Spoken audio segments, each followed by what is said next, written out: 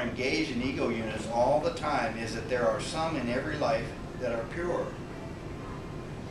By identifying with this aspect of yourself, you can expand the good results and the joys associated with this type of ego unit. You can say to yourself, I love my life when it's like this. I love my life when I do X. By this means, you can reconstruct your joy from it. Every person, no matter how damaged they may be in terms of their power to achieve their values, has some values that he achieves. If he didn't, he could not live at all.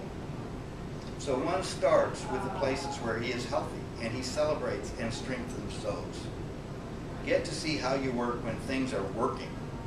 Then you can progress to the places where things are not working and analyze what is unfinished and why.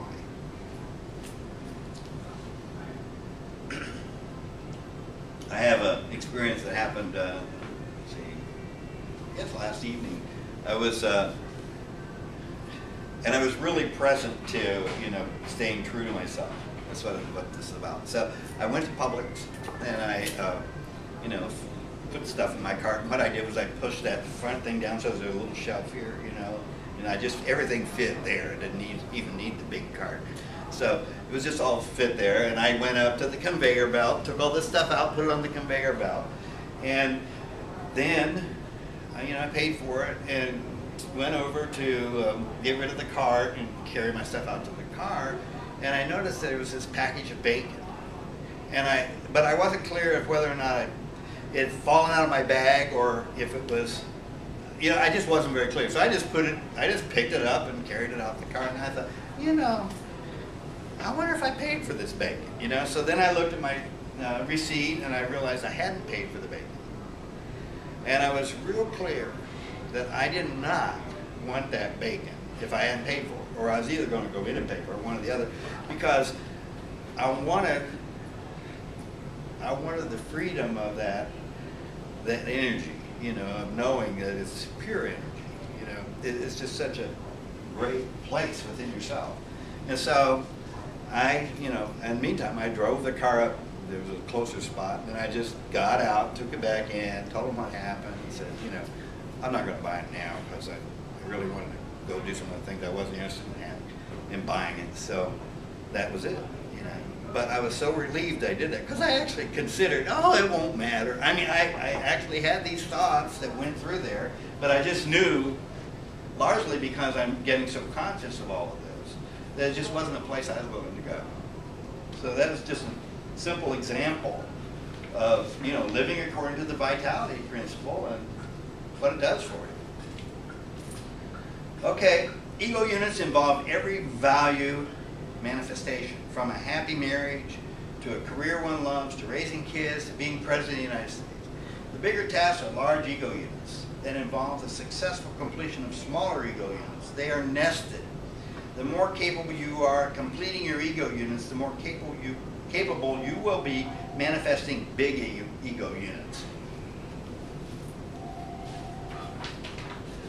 Now this is just a little bit of an example here, but something I'm working on and I want to do more on it. But it gives you the idea that these things are nested into larger units.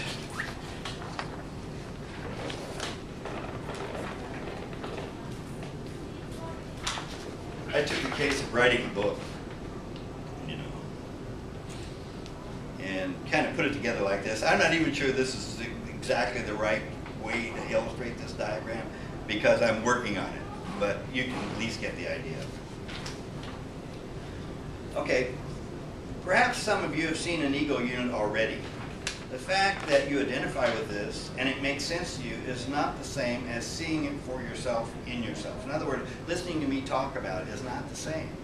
You have to really see it, because then you associate the fact that you had this idea and you produced a result and you were happy, and all of that works together. So once you see it, it makes a difference. This is the piece that you need to have real for you. When you see that for yourself, then you will be able to choose life, your life, and have that choice really mean something. You've concretized is what it amounts to, at its essence. Once you see how this works, you are ready to be interested in moral principles. Now they can actually support you. They can make some sense, you know. They are nothing more than principles which support you to live from the vitality principle, really. That's all they are for. You know, honesty, production, all these things, whatever. There's many of them beyond Rand even. Those she mentioned 7, but there's others that you know support you. So then you can become interested in, well, I wonder what, you know, they look to be having a successful life. What's working? You know, you can start to ask questions, and you can ask them of philosophers and various people.